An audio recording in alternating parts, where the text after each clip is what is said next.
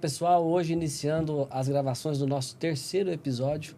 Quero iniciar agradecendo a participação de todos vocês. Nosso primeiro e segundo episódio foi um sucesso de audiência. Já tivemos aí, em menos de uma semana, mais de 1.200 visualizações. Muito obrigado a todos vocês que assistiram, compartilharam, se inscreveram no nosso canal. Tenho certeza que a gente ainda vai crescer bastante.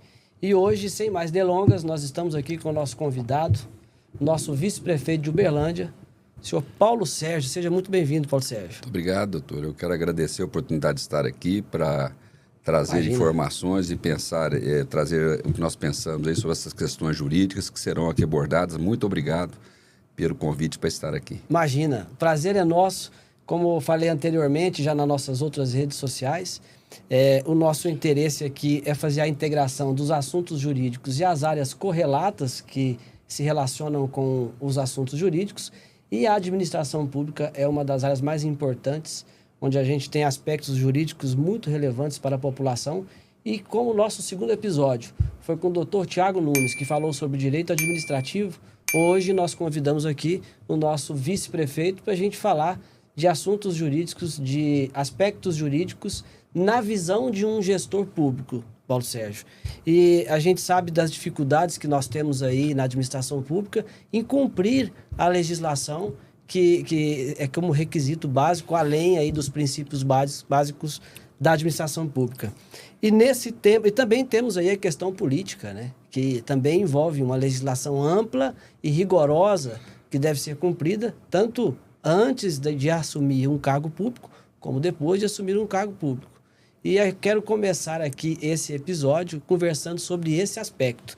Nosso primeiro assunto aqui é gestão pública em tempos de judicialização da política e dos atos públicos.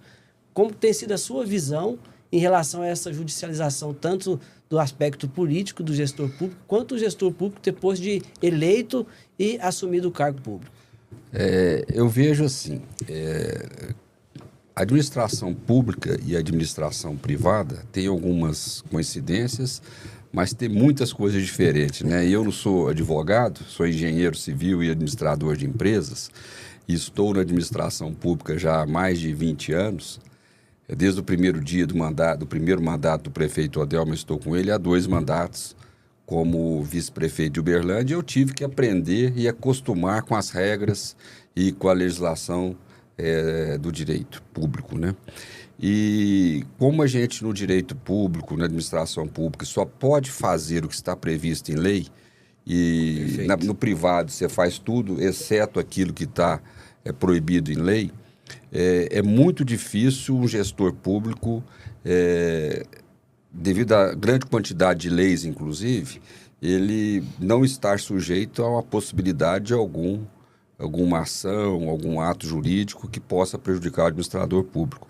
Eu, desde o início da minha carreira como gestor público, enfrentei grandes dificuldades, essa mudança da lei, que hoje, para que um gestor público sofra uma ação, somente se aquele dolo for específico, comprovado. Então, isso deu uma tranquilidade maior ao gestor público. Sim. Eu já vivi momentos onde a lei era diferente, e agora, sempre o gestor público fica naquela dúvida: eu estou praticando um ato de acordo com a minha consciência e ele é legal realmente? Sim. Então é sempre uma dúvida, mas hoje eu vejo que as coisas estão melhorando. Eu vejo uma maior tranquilidade hoje do que foi no passado recente, para o administrador público tomar decisões. É muito burocrática a administração pública, isso a gente tem que entender. Sim. E as pessoas que não trabalham na administração pública não entendem. Todo ato administrativo, toda medida que for ser tomada tem que estar prevista em lei e ter um regramento para isso, tem toda uma burocracia a ser seguida. Eu até daria aqui um exemplo bem prático que aconteceu agora, o mês passado, na nossa administração. Nós fomos questionados até por um vereador sobre materiais escolares que estavam estocados no depósito da prefeitura e não tinha sido distribuído para os alunos. Você veja bem, Geralmente os materiais que são distribuídos para os alunos é feita a licitação no ano anterior, com bastante antecedência, com bastante prazo, para poder cumprir todos os prazos legais e não ter risco de não ter o material na data correta. Sim. O ano passado, por exemplo, nós tivemos todo esse processo desenvolvido dentro das regras legais. O fornecedor entregou uma prova do material dentro do que estava sido prometido, que estava previsto dentro dos critérios da compra e na hora de entregar, entregou um produto diferente. O administrador público ele não pode receber e entregar para o aluno um produto que não foi aquele que ele comprou. Não foi licitado. Não foi licitado. Então, olha, e o que acontece? Está ali o material, são 10 carretas, você não tem o que fazer, a não ser descarregar e obrigar o fornecedor a fornecer o produto de acordo com o que foi comprado. Se o fornecedor não quiser, você tem que fazer outra licitação. Então, assim, apenas um exemplo. Sim. É um exemplo de uma atitude que é complexa. De um próprio fornecimento, às vezes, de uma merenda que tem que ser diária, não pode ter problema, tem problema da merenda de carne, por exemplo, que tem que ser resfriada ou congelada. Então, você tem todos os aspectos na administração pública que são muito complexos. Então, a gente tem que agir com muita cautela. O administrador público ele tem que ser muito bem assessorado juridicamente, por isso a figura do advogado é tão importante dentro de uma secretaria, dentro de qualquer órgão da administração pública, para orientar o administrador, sim, que a gente não tem conhecimento jurídico, mas o advogado ele é obrigado a ter e nos orientar e nos não só orientar, como aconselhar, né? Sim, das medidas, fazer pareceres para que a gente tome as medidas corretas. Mas é muito burocrático, ela emperra um pouco a administração, mas eu vejo que é necessária. No Brasil, eu acho que nós evoluímos muito nesse aspecto, a questão da corrupção, a questão da transparência, essas questões são muito abordadas e bem abordadas, isso melhorou muito e torna a administração pública mais justa, mais eficiente, logicamente com os entraves burocráticos que existem. Né? Na sua visão, hoje, então, nós temos uma segurança jurídica melhor do que tínhamos antes. Com certeza. Temos muito mais segurança jurídica. Eu sinto na visão do gestor público. O gestor público, hoje, os nossos secretários, eles têm mais tranquilidade e tomar atitudes e assinar atos administrativos, né, da administração pública. Quando você fala sobre o assessoramento dos advogados em relação ao gestor público, eu acho isso de uma extrema importância. E não se ater somente ali também aos procuradores, que às vezes ficam sobrecarregados de trabalho, que a gente sabe que o município demanda muito trabalho, as procuradorias ficam cheias de trabalho, e sim, o gestor público deve se pautar de consultar advogados que são especialistas em determinadas áreas, antes de fazer um ato, né, que possa trazer um impacto negativo tanto para a administração pública quanto para o gestor público. Acredito que por cautela, isso é muito bem-vindo para um gestor público, essa assessoria dos advogados. Eu, como faço parte aqui de um podcast jurídico, tenho que valorizar o trabalho dos advogados, não seria diferente. E hoje é tão valorizado desde o primeiro mandato. Nossa, eu estou com o prefeito desde o primeiro dia do primeiro mandato. Todas as secretarias, a orientação é que tem o seu corpo jurídico próprio. Todas. Apesar de nós termos uma procuradoria que centraliza, sim, todas as defesas, eu acho que como é que chama? O contencioso, né, da prefeitura. Contencioso. Que fala, né? Isso. Nós temos em cada secretaria advogados que assessoram, que dão ali para assessorar nos processos burocráticos, para evitar que vá na procuradoria. E na procuradoria vão algumas coisas muito específicas. Eu vou lembrar aqui um caso que foi tocado quando eu era administrador da Secretaria de Trânsito e Transportes, que nós tínhamos a licitação pública da renovação, da troca de empresas que operavam no sistema. É um processo que é muito burocrático e muito grave, porque mexe com toda a cidade. Você imagina, você tem empresas envolvidas, 3.000 funcionários envolvidos que vão ser demitidos, poderão ser contratados ou não pelas novas empresas, vai gerar desemprego, às vezes, na cidade. Você mexe com toda a cidade, que você pode ter, às vezes, a não eficiência de uma empresa. Então, nesse caso, por exemplo, eu lembro muito bem que a Procuradoria se envolveu de corpo e alma nesse processo. Nós só conseguimos fazer uma transição e um processo licitatório com uma ajuda muito forte dos advogados da Secretaria Especial da Procuradoria do município. Né? Muito bem. Quero aqui deixar o meu abraço aqui para a doutora Stephanie, que é amiga minha também, doutor Jonathan Mesquita também, que é procurador do município, são amigos nossos. O doutor Jonathan, inclusive, foi meu professor na graduação. Meu grande abraço ao doutor Jonathan Mesquita. Mas é muito importante você dizer isso, Paulo Sérgio, porque nós temos aí muitos gestores públicos que não se valem de assessorias jurídicas, cometem atos que depois vão sofrer pode sofrer até uma ação de improbidade.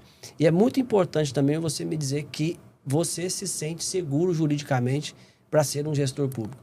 Isso nos indica que você tem conhecimento de gestão pública e você está tranquilo para fazer isso. Tanto é que eu não sei se você lembra também, eu já tive vários desafios e missões aí que o prefeito Odel me delegou. A primeira foi ser secretário de Trânsito e Transportes, depois foi ser secretário de Desenvolvimento Econômico, e uma experiência que eu tive muito boa foi como diretor-geral do DEMAI.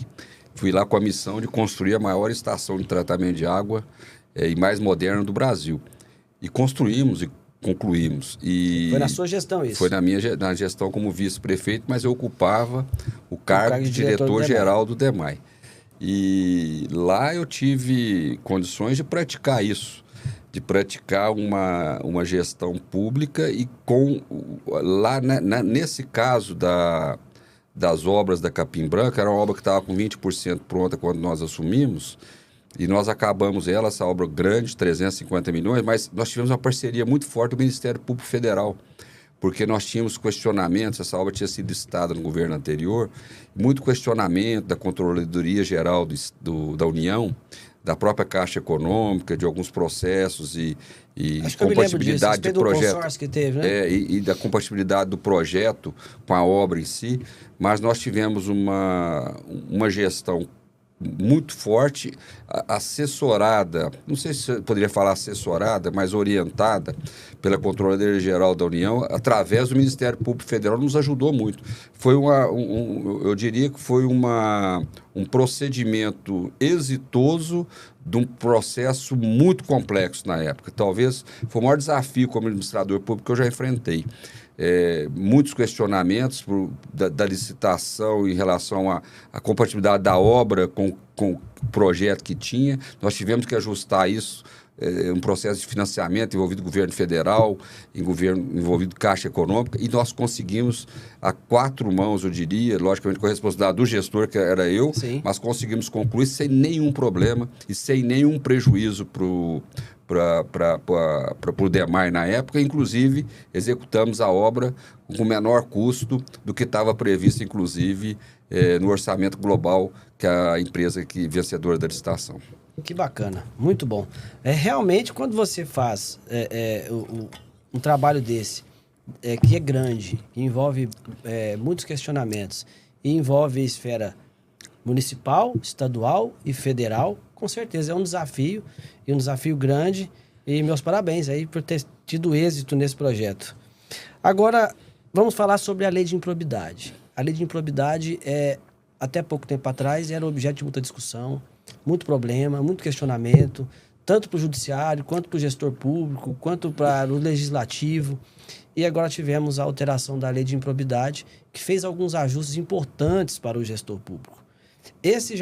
Esse ajuste, especificamente sobre o dolo específico, como que foi receber essa notícia para o gestor público? Porque isso facilitou a vida do gestor público para praticar atos com maior segurança. Isso trouxe maior tranquilidade. Com certeza, eu posso falar de cadeira como administrador público. Sempre existiu no passado uma insegurança muito forte do gestor público de realizar atos e assinar documentos, e às vezes na visão dele ele está assinando um documento com procedimento, inclusive orientado pelo seu jurídico, mas tem um jurídico que pensa de um jeito e tem o Ministério Público que pensa de uma maneira diferente. Então, existia sempre essa insegurança. Hoje, não. Se você praticou aquele ato, não teve dolo, você praticou, você tem bases sólidas para poder respaldar aquele ato que você realizou, você pode ir para casa e dormir sossegado. Anteriormente, não, ficava sempre aquela dúvida. Eu vou ter uma ação de improbidade, vou ser sujeito a essa ação ou não? E poderia ter, mesmo Sim. não tendo culpa nenhuma. Sim. Então, isso aí deu tranquilidade, eu tenho certeza disso, eu posso dizer de cadeira isso, e eu tenho conversado muito com secretários, com outros administradores de outras instâncias, Isso deu uma tranquilidade muito forte. Inclusive, quando você tem um Ministério Público, como é o caso de Uberlândia e de Minas Gerais, um Ministério Público muito atuante. Sim. E muito vigilante, muito fiscalizador, e que é a obrigação. Mas agora vai ter que ter a comprovação que houve dolo, que houve vontade de fazer, que houve aquela intenção de dolo ao erário, né? Sim. A questão da improbidade, realmente, com a alteração da lei, o que acontece? O gestor público hoje, pessoal, às vezes não é advogado, às vezes não fez curso de direito. Né? A maioria das vezes não. A maioria das vezes não. Então, não tem a obrigação de saber, quer dizer, a obrigação de saber como que é a gestão pública e seguir as leis da gestão pública. Mas, às vezes, ele está praticando um ato que ele desconhece que aquele ato possa ser um ato lesivo à administração pública e aquilo vai gerar uma ação de improbidade. Então, entra o dolo específico de que aquele ato dele, que foi praticado, foi especificamente com a intenção de lesar o erário. Então, essa mudança, essa alteração beneficiou muito o gestor público, principalmente o gestor público bem intencionado, né? Porque o mal intencionado ele vai arrumar subterfúgios aí para praticar os atos. Eu vejo assim hoje o seu administrador, ele pegou um parecer do jurídico dele, está lá respaldando o ato que ele vai fazer. Ele pegou um parecer técnico. Sim. Ele pode tomar tranquilamente atitude, porque ele teve um parecer técnico, ele teve um parecer jurídico, e ele vai ter a decisão até política que ele pode tomar, e ele vai estar respaldado. Então, assim, tem mais segurança. Eu vejo que hoje está bem mais seguro ser administrador público, está mais tranquilo, né? Que bom, fico feliz em saber disso, Paulo Sérgio, porque realmente em tempos de insegurança jurídica, que nós vivemos aí um tempo que tudo hoje é judicializado, né? Não só a questão de administração pública, da política, da gestão pública, mas todas as questões são judicializadas. E a gente precisa entender que nem tudo se deve levar ao judiciário. O judiciário é a última instância que você deve resolver as situações, né? Nós temos aí hoje muito fortemente sendo implementados. E nós conversamos agora há pouco sobre a questão da integridade, que faz parte do compliance, da conformidade do município, dos órgãos públicos. E o que é isso? É o município e o órgão público trabalhar em conformidade com a legislação, e às vezes específicas em cada setor. Então, se a gente tem a preocupação de trabalhar em compliance, em conformidade com a legislação, você vai ter uma diminuição de judicialização de casos, o que favorece o gestor público, favorece a população de forma geral, né? E falando agora, então, de integridade e de compliance, eu quero entrar no assunto da proteção e privacidade de dados, que é uma das minhas áreas de pesquisa, de atuação. E eu queria saber sobre a Prefeitura de Uberlândia, se tem algum ato que foi praticado nesses últimos tempos agora, em relação à privacidade e proteção de dados. Houve alguma implementação? Tem algum projeto? Falar para a gente a respeito disso. Sim, tem. Uberlândia tem sido exemplo a nível de Brasil em termos do cumprimento dessa nova lei da LGPD. Isso. E também dos processos de integridade. Nós criamos um comitê de integridade dos processos, é um comitê formal, liderado por um procurador do município, e tem uma estrutura independente para poder acompanhar todos os processos e dar mais transparência aos processos dentro da prefeitura, em todas as situações. E todos os gestores de alto escalão, de médio escalão, todos os escalões foram treinados, estão sendo treinados.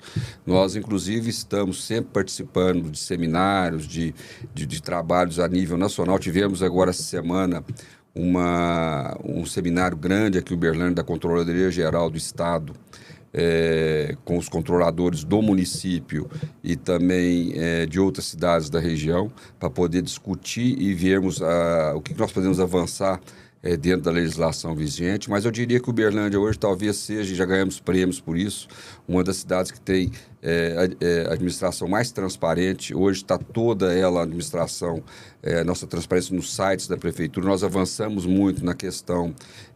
Hoje a prefeitura está aqui na mão, no celular.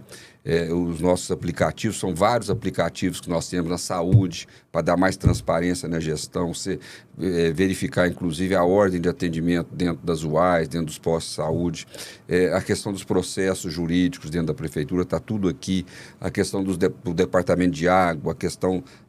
a prefeitura em si, ela está... nós temos hoje muito resumida as coisas no celular e no nosso site. Então, você não precisa ir na prefeitura. A transparência, nós cumprimos fielmente a LGPD e os processos de integridade. E treinamos o nosso pessoal com reuniões permanentes, através desse comitê que foi criado, inclusive, para que todos tenham esse caminhamento. O prefeito determina e todos têm que ter esse comprometimento. Eu vi em vários seminários e reuniões o gestor, o secretário, o subsecretário, o corpo técnico jurídico, o corpo técnico também da secretaria, ali se informando e vendo a importância da gente ter a integridade dos processos e ter um compliance aí para evitar problemas, não só para a prefeitura, como para o próprio gestor e para o sistema, né, da prefeitura como um todo. Eu fico muito feliz em saber disso, porque isso é uma luta que a gente tem que enfrentar para fazer essas adequações e implementações de políticas de privacidade e proteção de dados na administração pública, porque é um caso muito sério. Não quero aqui aprofundar sobre o assunto, porque demandaria muito tempo, mas realmente eu tenho visto algumas ações da Prefeitura de Uberlândia nesse sentido.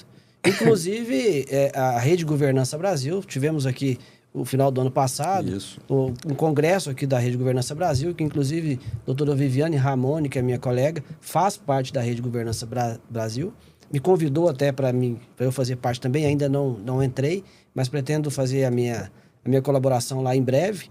E eu tenho visto a Prefeitura de Uberlândia participar desses atos. E eu quero destacar aqui, aproveitar, no final do ano passado, o início desse ano, nós ganhamos um prêmio, o Instituto Áquila, com a Rede Bandeirantes, fez análise de diversos aspectos da administração pública, a questão da sustentabilidade, da governança, do ESG, né? Isso. E também dos processos, da integridade dos processos, da transparência. Um dos itens que nós tiramos nota 10 foi da questão da transparência, a questão do compliance, a questão da integridade dos processos, a questão da governança. Muito bem. Nós temos implantado um sistema dentro da Prefeitura de Uberlândia que ele está comparado às grandes empresas privadas nacionais e multinacionais.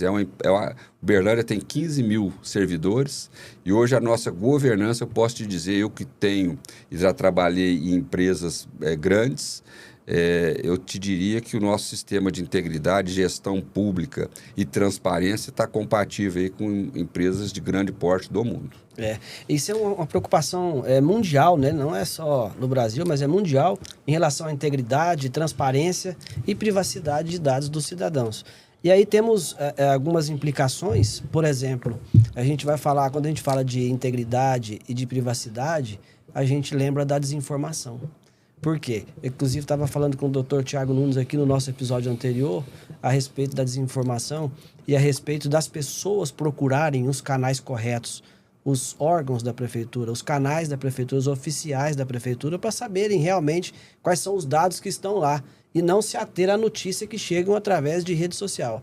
Recebeu uma notícia, confere se aquela notícia é aquilo, se aquilo é verdade ou se não é. Porque se está lá, tem a transparência, a prefeitura está cumprindo a lei de acesso à informação. Tem a ouvidoria para ter o acesso do cidadão. Tem a ouvidoria para ter acesso ao cidadão. Então, a população tem por obrigação de fazer o controle disso, mas o controle efetivo, correto, da forma correta. Então, eu acredito que se tem uma gestão que está preocupada com isso e oferece à população a transparência necessária para que ela possa acompanhar os atos públicos, a população tem que fazer uso dessas ferramentas e isso é legítimo, tanto para a administração pública quanto para a população. E Uberlândia tratando essas questões com responsabilidade, igual o senhor está me dizendo, a gente fica mais tranquilo, né? E nós temos os canais aí de acesso à informação na prefeitura, que é o SIM, né, o Sistema de Informação Municipal, que é só acessar o site da prefeitura, www.uberlandia.mg.gov.br, que a pessoa pode ter acesso a qualquer informação, e também na nossa ouvidoria, né, que qualquer cidadão tem o direito e tem o dever, inclusive, de ter acesso e tirar qualquer dúvida, está sempre aberta, salvo engano, é 239-2800 o telefone do SIM. Do SIM? É. Então, todos podem acessar aí e ter as informações que precisarem a respeito da administração pública de Uberlândia. 3239-2800.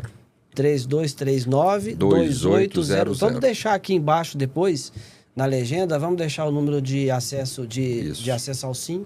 E também vamos deixar o endereço, o link do site da Prefeitura de Uberlândia, para que toda a população tenha acesso para saber todos os dados oficiais que estão lá no portal. Paulo Sérgio, antes de dar sequência, eu preciso fazer uma pausa aqui para agradecer os nossos patrocinadores aqui, os nossos apoiadores. Doutora Viviane, minha amiga, doutora antiga, Viviane. Desde quando eu comecei, 38 anos atrás, eu conheci a doutora Viviane. É uma querida. Profissional muito competente. Agradecer aqui a doutora Viviane Ramone, doutor Luciano Lopes, lá de Belo Horizonte, que é um escritório full service, atende Minas Gerais todo, muito ligado ao compliance também, uma excelente banca de advogados. Doutor Luciano é um querido também. Agradecer aqui também a Next Corporate, da qual eu faço parte, é a empresa de assessoria e consultoria empresarial e também de privacidade e proteção de dados para empresas privadas e também para a administração pública. E também temos cursos e treinamentos lá para quem se interessar em aperfeiçoar o conhecimento aí em privacidade e proteção de dados. E a JB Joias, que é a joalheria de Monte Carmelo, que atende toda a região, e através do WhatsApp também atende o Brasil todo. Meu muito obrigado pelo apoio de todos vocês, os patrocinadores e os apoiadores. Paulo Sérgio, agora eu quero falar de um assunto que é pauta no Brasil inteiro. Não só na administração pública, na política, mas também no judiciário. E nas redes de televisões, e nos noticiários todos. Liberdade de expressão. Como que você enxerga essa complicação da liberdade de expressão e os limites dessa liberdade, falando sobre política, falando sobre administração pública, falando sobre o judiciário? Qual que é o seu posicionamento a respeito disso? Eu vejo que nós temos que respeitar o que está na Constituição, né? Respeitar a liberdade das pessoas de se manifestar, de agir, de emitir opinião. Mas a gente vê também que, principalmente com esse acirramento político que houve aí nas últimas eleições, essa questão ficou muito complexa. É a questão também das redes sociais, sem parâmetro nenhum. É um mundo aí que todo mundo transita e ninguém... Não tem limites, né, na verdade. A gente fica imaginando como se colocar limites numa rede tão complexa, né, ampla, que é mundial, né?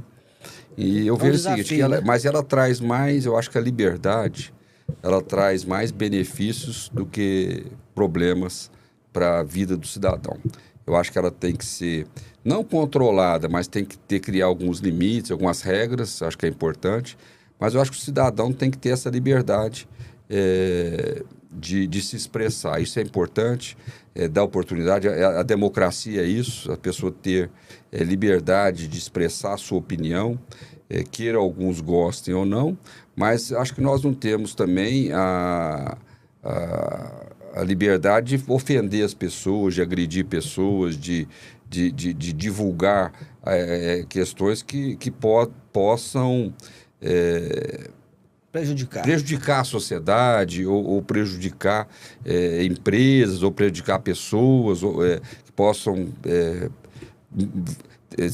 nós vemos aí nas redes sociais crianças, adolescentes se suicidando por questões de bullying, etc. Então, assim, é uma questão muito complexa. Eu acho que ela tem que ser, de uma certa forma, limitada. Eu não sei se regulada seria o nome, mas ela tem que ter limites, tem que ter regras. É importante, inclusive as empresas que são mantenedoras aí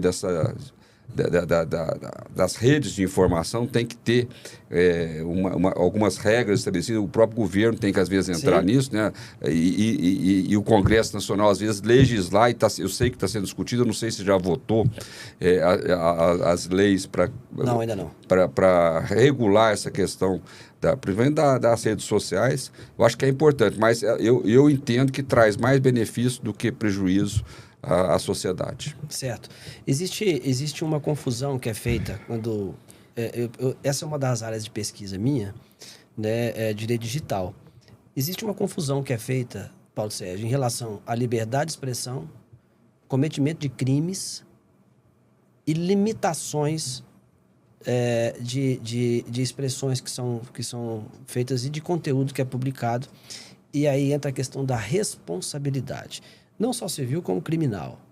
Quando se diz em regulamentação de rede social, de internet e dessas grandes plataformas, as chamadas Big Techs, nós não estamos falando de censura, nós estamos falando de responsabilidade.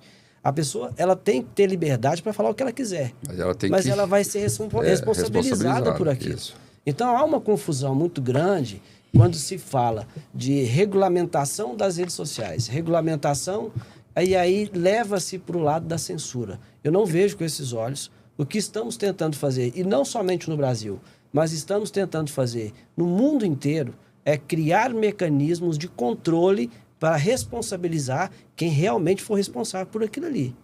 Então, porque hoje ninguém é responsável por nada, Paulo Sérgio. Hoje você não consegue responsabilizar quem fala, quem veicula, quem transmite, quem compartilha. Quem vai ser qual a abrangência dessa responsabilidade? Divulga uma mentira, uma coisa que totalmente fake news, né? E ninguém responde por isso. Exatamente. Então a gente não pode generalizar, dizer que a regulamentação e a legislação que possivelmente deve vir para controlar essa imensidão de fake news e desinformação que existe, isso tem que ter responsável, tem que ser responsabilizado, tanto civil quanto criminalmente. Se o caso for civil, responsabilidade civil. Se for criminal, responsabilidade criminal. Eu acredito que é por esse lado. A minha preocupação com a liberdade de expressão é muito grande, porque nós conquistamos isso com muita dificuldade, né? Então a gente tem que lutar por essa liberdade. E eu quero te convidar para o nosso 4º episódio, que eu vou gravar aqui com o professor Denis Xavier, filósofo e um defensor das liberdades.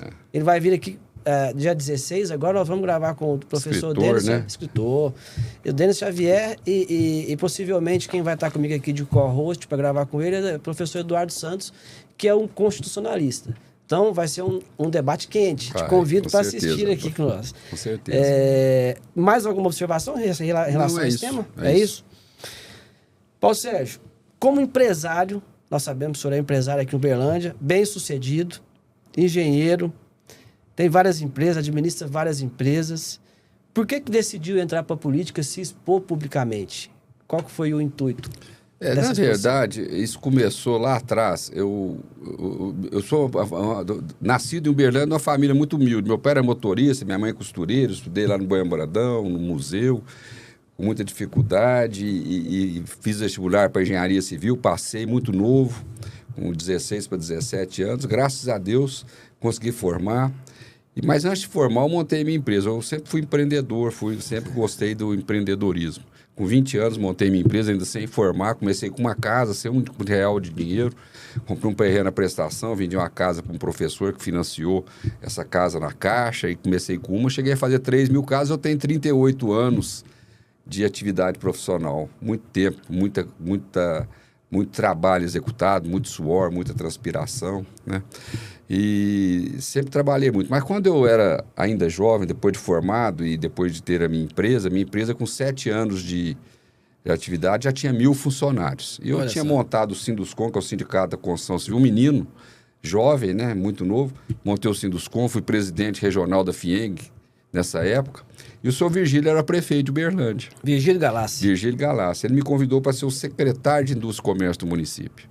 Aí fui ser secretário, o menino, acho que eu fui o secretário mais novo da prefeitura da história. Que legal. 27 anos. E assumi o desafio, fui para lá, fui ser secretário, aprendi muito e gostei da política pública. Porque antes eu gostava da política classista, que eu estava ali na minha empresa, cuidando dos interesses da sociedade, mas que era o interesse da empresa. Do sindicato, que era o interesse das empresas, que eram comuns. Então, eu vivia uma atividade coletiva do interesse do segmento. Depois vim ver como é que funciona a política pública. Você cuidar dos interesses comuns da sociedade, você não tem interesse próprio, mas tem interesse sempre agir com interesse público, né? Gostei, comecei a militar na política desde essa época, fui presidente de partido, etc. E há 20 anos estou com o prefeito Odelmo, desde o primeiro dia do primeiro mandato. E gostei de fazer política, criei minha família sempre para poder ser pessoas assim simples, pessoas que humildes, mas que tenham formação. Então, meus filhos hoje estão independentes e eu vejo assim que eu fui escolhido agora, doutor José, para ser o representante de um grupo político, desde o seu Virgílio, Ferola, Odelmo Leão, para dar continuidade a esse processo político de administração de uma cidade que é a segunda maior cidade de Minas. Eu me preparei a minha vida toda e contribuí com o grupo. E agora eu tenho uma missão, que é representar esse grupo para administrar essa cidade. Aceito essa missão, eu entendo que a gente tem preparo para assumir e ter sucesso dessa missão e sempre pensar à frente, porque Uberlândia já tivemos experiências de uma administração muito problemática de 2013 a 2016 e ela paralisa a cidade, ela para de gerar empregos, ela realmente gera um descontrole das finanças públicas. Isso é muito prejudicial para toda a população, inclusive, e em especial para as populações, que é a população menos favorecida. Então, assim, eu não vejo que é sonho, nada, é mais uma missão que a gente recebe e que a gente vai cumprir. A gente tem condições de cumprir, a gente tem conhecimento para cumprir, a gente sabe como fazer os caminhos, nós temos equipe para cumprir, pessoas para poder ajudar a gente a cumprir esse papel. E a gente não é o Paulo Sérgio, é um time que está ali se propondo a dar continuidade a um trabalho exitoso. A população vai decidir se vai continuar com esse time que está aí, que está colocando sempre o Uberlândia à frente, que foi eleita agora a cidade com melhor gestão pública do Brasil, pelo Instituto Áquila, e a população, nós temos uma avaliação positiva no nosso governo Odelmo Paulo Sérgio de mais de 80%, ou vamos querer aventurar numa novidade com pessoas que não têm essa experiência, mas às vezes o cidadão quer uma coisa diferente. Então nós temos que convencer o cidadão que o nosso time deve continuar e eu estou aí disposto a enfrentar e levar essa mensagem, ouvir a população. Nós sabemos também que nós não vivemos as mil maravilhas, nós temos muitos problemas surgem todos os dias na cidade com a população que tem Uberlândia. O maior problema hoje nosso é saúde, apesar de nós investirmos 35% do nosso orçamento em saúde, ainda é o maior problema e desafio que está sempre nos provocando para termos melhorias, mas é isso, a gente está disposto a trabalhar, continuar trabalhando para seguir esse caminho aí que nós estamos trilhando.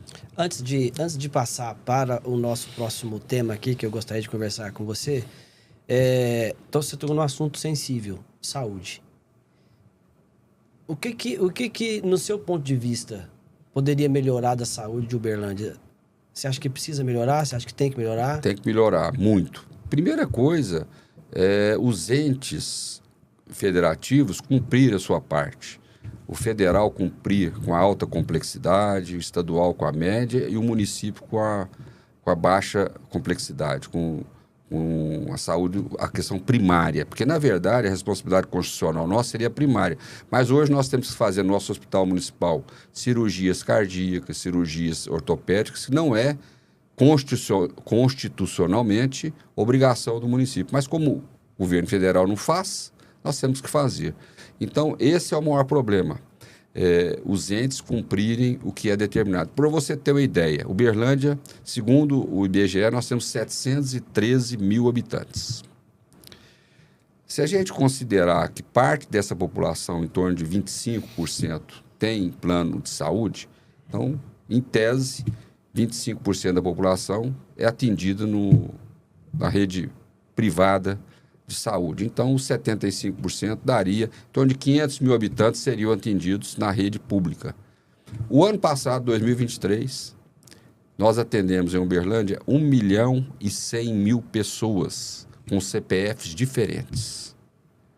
Se nós teríamos que atender 500, atendemos, é um pouco... Quer dizer, tem endereço em Uberlândia que tem 300, 400 pessoas lá que dão o endereço daquela casa. E você tem que atender, porque é um direito do cidadão.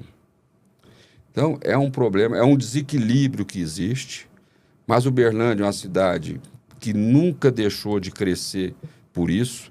Uberlândia recebe as pessoas, Uberlândia foi a cidade nos últimos 12 anos que mais cresceu no estado de Minas Gerais. Nós temos 853 municípios. A cidade que mais cresceu em Minas Gerais nos últimos 12 anos foi Uberlândia. Crescemos mais do que Belo Horizonte. Isso é assim. E por isso que Uberlândia é grande, Uberlândia é desenvolvida. Não é só por causa do gestor, porque as pessoas que vêm para cá são trabalhadores, as pessoas que promovem o desenvolvimento da cidade. A prefeitura, na verdade, ela tem que ser um facilitador e criar políticas públicas para facilitar a vida do seu cidadão, do empreendedor que quer empreender, do empresário que quer gerar emprego, daquele trabalhador que tem o seu salário e precisa ter os serviços públicos de qualidade, que é saúde, que é educação. Hoje você vai numa escola pública, eu vou te dizer, eu visito muitas escolas públicas e privadas. As escolas públicas de Uberlândia não devem nada às escolas privadas. A nossa merenda é de excelente qualidade, os nossos prédios públicos todos arrumadinhos, tudo reformado. Os nossos professores são muito bem formados e preparados e tratam com muito carinho as nossas crianças.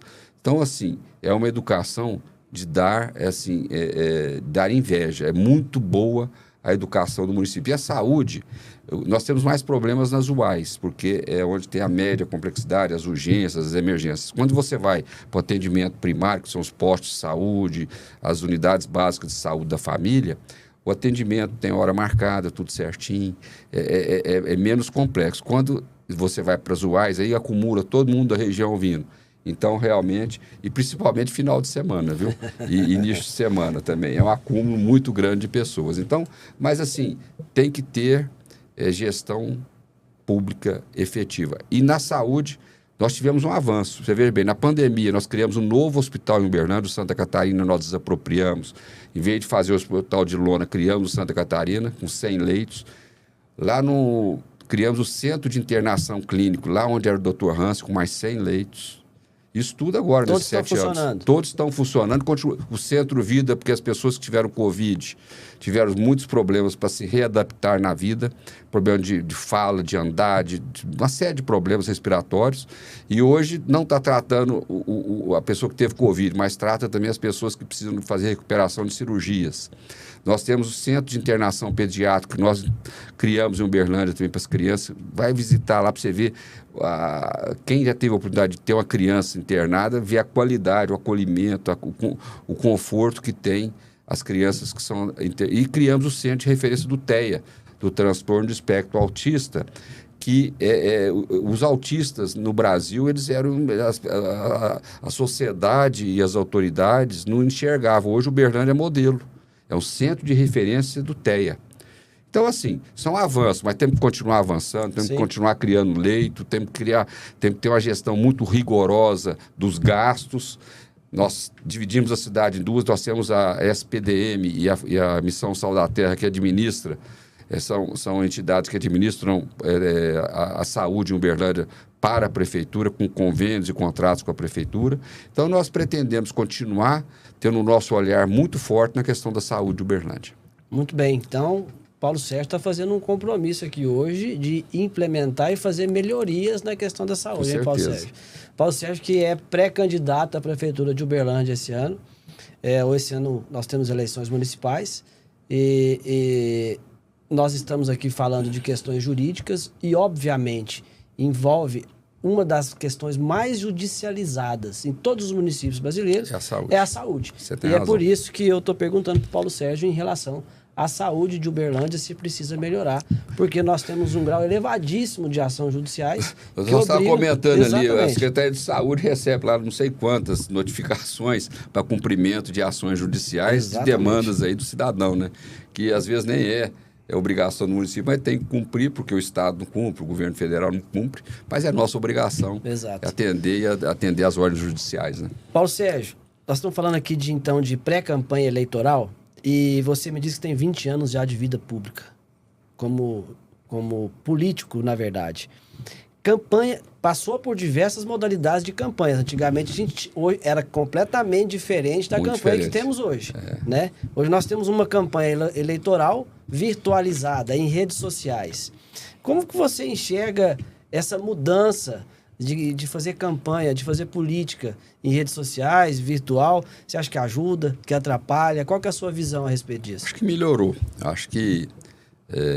acho que democratizou o acesso de todos a fazer a política e demonstrar e divulgar o seu objetivo como político. O meu propósito na política é melhorar a vida das pessoas. E quando você tem oportunidade, através das redes sociais, que facilitou a vida do político, eu sou da época que fazia comício, podia fazer show, eu participei também. Eu sou dessa época. Mas hoje eu acho que está mais regrado, eu acho que ficou mais barata as campanhas políticas, a utilização do dinheiro público para fazer política, eu não sou muito a favor, mas é a regra atual, nós temos que utilizar. Eu acho ela discutível. Mas a gente pode hoje ter uma rede de comunicação através das redes sociais muito forte e a comunicação com o cidadão acho que é o mais importante. Eu acho que a política não pode ficar atrás de uma mesa. E eu, na gestão onde eu estive e estou, eu sempre fiz a política ouvindo o cidadão, indo no campo, visitando, ouvindo as pessoas, logicamente, para saber lá o cidadão, a dona de casa, o problema que ela está vivendo. Porque o cidadão hoje, a pessoa fala, vai nacionalizar a campanha. Não, a campanha, o cidadão quer saber da sua rua, que ela não está pavimentada, que ela tem buraco, não está sinalizada, coleta de lixo, se o DEMAI está atendendo bem, se o ônibus está tendo acesso, se o asfalto naquele local. O cidadão, ele quer ver benefício ali, se o posto de saúde está tendo atendimento, se está muito congestionado, se a escola está faltando vaga na creche, na escola infantil. Então, ele está muito preocupado com isso. Então, o cidadão, ele obriga que o gestor público, que o pré-candidato, ele vai lá e entenda o problema e resolva o problema dele. Então, esse é o objetivo. Nesse caso, ajuda muito. A relação com o eleitor, com o cidadão é muito forte, é muita interatividade, né? Então, eu vejo que facilitou. Muito bem. Eu sou da época também dessa aí de showmício, de comício. Inclusive, fui coordenador de 3 campanhas eleitorais, tá? Fui. Duas para deputado e uma para prefeito. Conheci bem essa política, como fazia campanhas eleitorais antigamente. Eu confesso que hoje, eu acredito que tem mais abrangência, você consegue conversar mais com o cidadão, expor melhor as opiniões, mas também tem muitos desafios aí em relação às redes sociais, justamente pelo que a gente estava conversando, inclusive antes de gravar aqui, sobre a desinformação. É um desafio combater a desinformação. Mas, enfim, precisamos avançar, não podemos ficar parados no tempo. Eu acredito também que o avanço tecnológico aí para as campanhas eleitorais deve continuar, mas continuar de forma saudável, né? Agora, eu gostaria de fazer aqui um breve histórico da sua... Já falou um pouco da sua vida de empresário, começou lá atrás, né? Do seu história da vida política nós já falamos. Religião. Sou católico, cristão. Católico cristão. Time favorito. Mengão. Flamengo. Um berlandense torcedor do Flamengo. E o Uberlândia Esporte, né? Com certeza, meu time do coração, né? Tá. E um ídolo, caso tenha. Jesus. Jesus Cristo. Esse é o meu também. Único, por sinal. Um livro. A Arte da Guerra. A Arte da Guerra. Muito bom livro. A maior realização pessoal.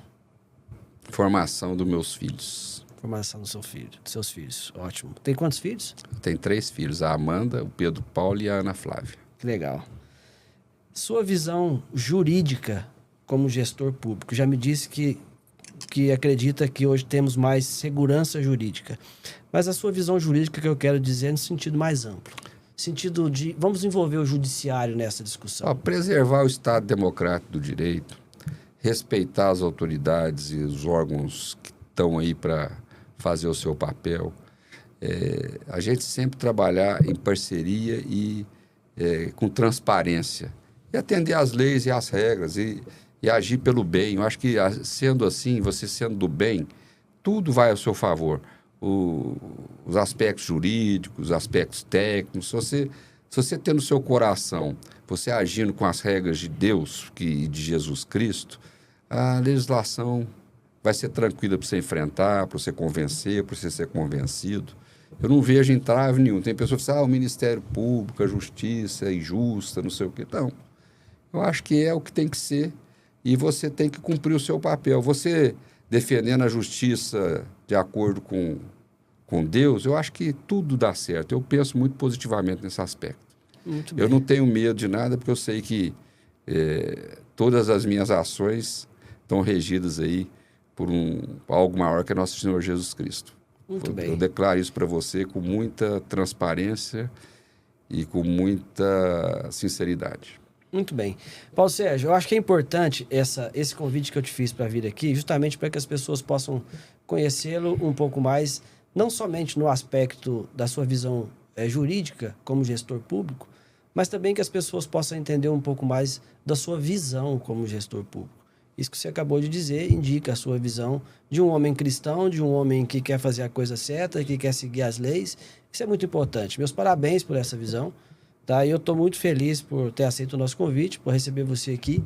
Fique à vontade, quando tiver algum tema que seja importante para tratar juridicamente, nosso canal aqui, nosso podcast vai estar sempre aberto para a gente fazer isso da melhor maneira possível. Nós pautamos aqui pelo espaço democrático e pela liberdade, sempre. Então fique à vontade, inclusive para fazer suas considerações e seus agradecimentos a quem quiser. Eu quero agradecer ao senhor por estar Imagina, aqui, nos prazer. entrevistar, nos dar a oportunidade de estar aqui no seu podcast. É o terceiro, né? Esse é o terceiro episódio. E vamos agora avançar. Seus clientes e assistentes aí do seu podcast, que eu vi a qualidade e o conhecimento que o senhor tem. Parabéns. Muito obrigado, muito obrigado. Pelas contribuições que o senhor me deu aqui. Com certeza. E a oportunidade que a gente tem até de aprender as coisas, né? E sempre aprender. Muito obrigado. Agradecer ao doutor Tiago Nunes, que me convidou, e um companheiro aí. Eu sou admirador dele, nosso professor Tiago. Meu amigo. É um professor para nós, ele me dá muitos conselhos. Isso é muito importante. Ele tem um futuro brilhante pela frente, eu tenho certeza disso.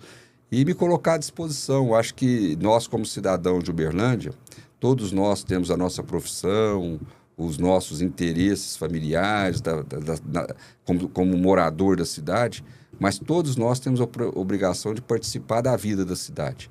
Pensar mais na política, o que a política pode ajudar as pessoas, melhorar, não ficarmos mais pensando só individualmente, mas termos também um pensamento mais coletivo, pensar nas pessoas que mais precisam. Uberlândia tem muita solidariedade, nós temos muitas instituições que ajudam a prefeitura, mas muitas mesmo, muitas OSCs. Uberlândia é uma cidade assim, quando você vê que tem um problema grande, surge um ser de Deus e vem te ajudar a resolver aquele problema, te dar sugestão. Então, é isso, Uberlândia, sempre chegando gente de fora e bem recebido. 60% da nossa população não nasceu aqui. E vem para cá... São imigrantes. E vem para cá e ama Uberlândia como se aqui tivesse nascido. É assim que é a cidade. Então, que todos sejam bem-vindos, que nós possamos juntos resolver os nossos problemas, mas com muita harmonia, muita paz e com fé em Deus. É isso aí, muito obrigado. Eu também não sou de Uberlândia, eu também sou um imigrante. Aí, tá vendo? Eu sou da minha querida Monte Carmelo. Olha só, Monte Carmelo exporta muita gente boa, viu? Tem muitos amigos de lá. Sou de Monte Carmelo, já estou em Uberlândia há mais de 13 anos. É minha segunda cidade do coração. Tenho muitas relações aqui, muito importante. Uberlândia realmente é uma cidade acolhedora, não tenho dúvidas disso, assim como Minas Gerais toda, né, Paulo Sérgio? Uma cidade, um estado acolhedor, e Uberlândia é uma cidade acolhedora, a segunda maior de Minas. Eu fico muito feliz em poder fazer parte também aqui de Uberlândia e contribuir da forma que eu puder. Tá? Conte sempre comigo também. Obrigado. Sendo vice-prefeito, sendo eleito prefeito, conte comigo aí por que precisar. Muito obrigado. E é isso, pessoal. Nós estamos finalizando aqui hoje o nosso terceiro episódio e abrindo as portas aqui para um debate amplo. Quando a gente fala jurídico, envolve várias situações. E a administração pública jamais poderia ficar de fora desse debate. Por isso, nós convidamos aqui um gestor público para falar sobre assuntos jurídicos na administração pública. Nosso próximo episódio será para falar de liberdades, com o nosso caríssimo professor Denis Xavier, que é filósofo e professor da UFO. Deixo aqui o meu convite para que você possa acompanhar e assistir também o nosso quarto episódio. Meu grande abraço a todos vocês, meu muito obrigado ao Paulo Sérgio e até o próximo episódio, quarto episódio do nosso podcast jurídico Legal Talks. Um grande abraço.